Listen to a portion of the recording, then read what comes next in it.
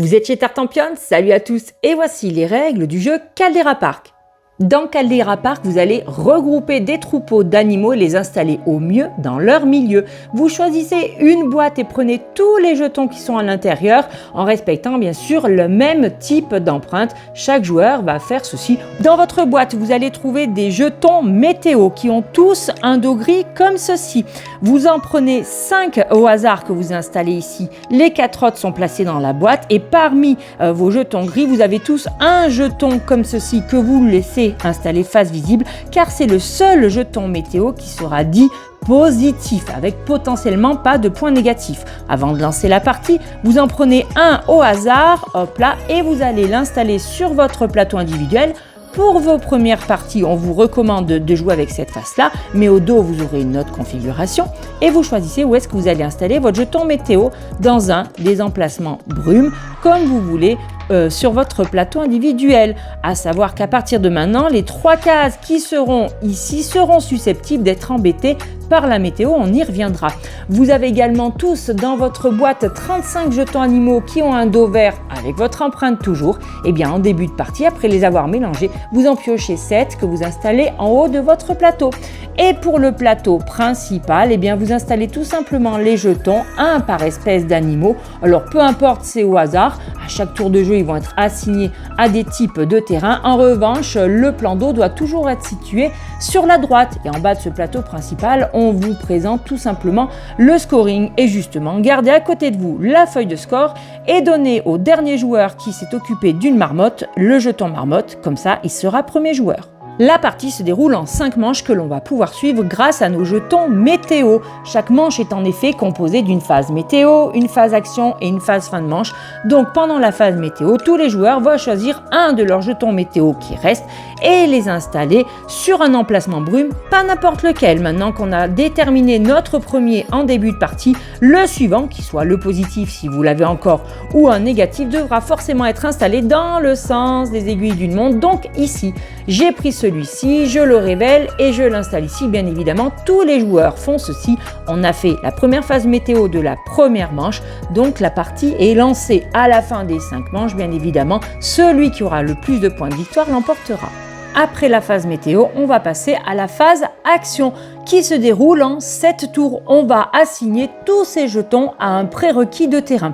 On commence par le joueur qui a le jeton marmotte, c'est un petit peu le chef. Chaque tour se déroule en 3 étapes. Première étape, il n'y a que le chef qui fait, c'est lui qui décide. Il va dire moi je dis que, par exemple, que l'aigle, il va aller avec le type de terrain désert.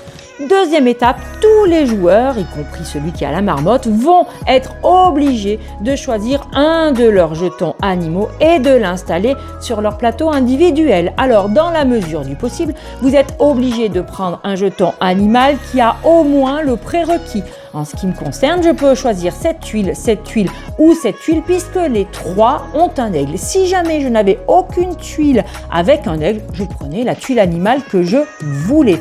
Je la choisis et je vais la mettre sur le type terrain demandé, le désert. Alors il y a quand même des contraintes qui ne peuvent pas être bougées. On n'a pas le droit de mettre un jeton animal sur une tuile brouillard, c'est normal, ça sera la météo. Sur un volcan, installer un animal en haut d'un volcan, c'est normal, ou sur un geyser, ils ne sont pas là pour faire une thalasso.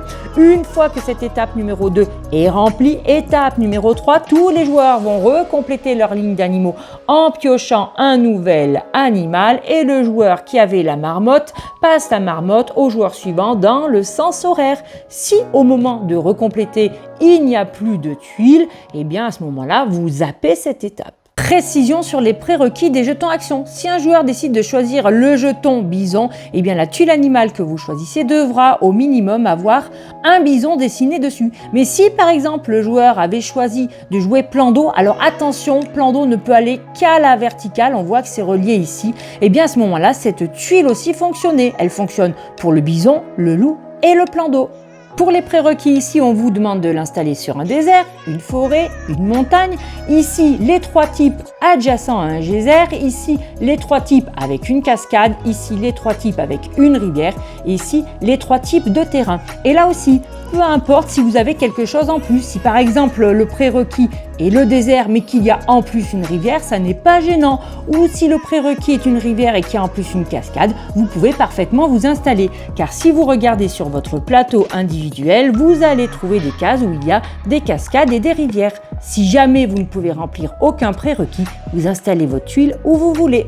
Troisième phase d'une fin de manche est très simple. Dès que les 7 jetons actions ont été installés, eh bien on les enlève, on réinitialise tout simplement. Si jamais c'est la dernière manche, eh bien on passe au scoring, sinon on entame une nouvelle manche. N'oubliez pas, laissez bien le point d'eau ici en face de son emplacement prévu. Nouvelle manche, on relance, un jeton météo, on fait cette fois les actions, fin de manche, on fait un reset et ainsi de suite jusqu'à la fin de partie.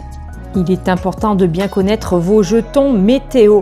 En effet, en fonction de la saison, ça affectera certains animaux. Ici, l'hiver va affecter les tuiles qui sont adjacentes à cette tuile météo. Donc, si vous avez au minimum un cerf ou un loup, pas forcément obligé d'avoir les deux, eh bien, toutes les tuiles adjacentes avec ces animaux-là seront retournées et ne compteront pas pour le scoring. Donc, il faut faire très attention quand vous les posez.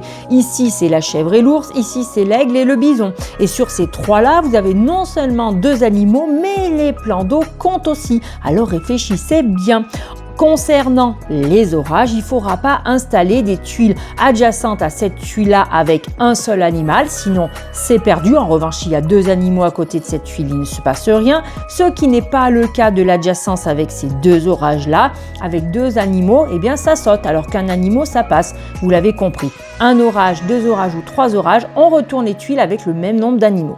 Et le mode solo, on jouera de la même façon, c'est tout pareil. La seule différence, c'est qu'on prend tous les jetons action, on forme une pile au hasard à chaque manche et on va les piocher les uns après les autres. On les assignera à ce qu'on veut. Le plan d'eau restera bien toujours sur la droite. Si à la fin de la manche, vous n'avez plus de jetons animaux, eh bien c'est que la partie est terminée.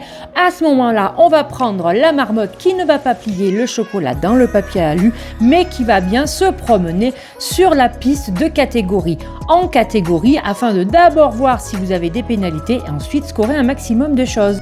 Première vérification, la météo. Eh bien, si on regarde mon plateau individuel, la seule tuile météo qui m'embête, c'est celle-ci. J'ai un jeton avec un seul animal à côté d'un éclair. À ce moment-là, je le retourne. Il ne sera pas compté pour le scoring. En revanche, ça, c'est du bonus. Ici, j'ai pas mis de cerf ou de loup à côté, donc ça passe. Là, autour de 3 éclairs, il n'y a pas 3 animaux. Là, autour de 2 éclairs, il n'y en a pas 2. Et ici, je n'ai pas mis de bison et d'aigle à côté de cette tuile. Ouf, je suis sauvée. Il ne reste plus qu'à compter les troupeaux d'animaux en commençant par nos amis les chèvres. Vous regardez votre plateau individuel et vous regardez la plus grande famille que vous ayez avec au moins un point d'eau. Ici, j'ai une famille de 1 chèvre avec un point d'eau. Ça sent pas être la plus grande. Là-haut, c'est pas une famille. Il y a une tuile, il y a bien 3 chèvres, mais il n'y a pas de point d'eau. En revanche, ici, j'ai 5 tuiles adjacentes les unes aux autres et il y a 2 points d'eau. C'est donc ma plus grande famille. Pour compter mon score en points de chèvre, c'est bizarre dit comme ça, mais c'est comme ça que vous allez compter vos points. Vous comptez le nombre de chèvres, 1, 2, 3, 4, 5, 6, et les points d'eau sont des multiplicateurs. S'il y avait eu un point d'eau, c'est 6 fois 1, ça m'aurait fait 6 points, mais là il y a 2 points d'eau, 6 fois 2, ça fait 12 points. Et vous allez faire ceci pour chacune des espèces. C'est là que vous vous rendez compte que ce que j'ai fait ici, c'est pas bien du tout, puisque le jeton bonus remplace n'importe quel animal, même s'il y en a plusieurs. Mais j'ai mis tout autour n'importe comment. Aïe aïe aïe, c'est mal joué Tartampionne.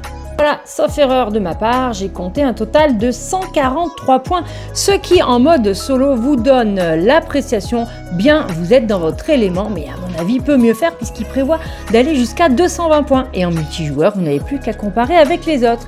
Et bien voilà, chers amis, c'était les règles du jeu Caldera Park. Je vous remercie de m'avoir suivi chez Tartampionne et je vous dis amusez-vous bien.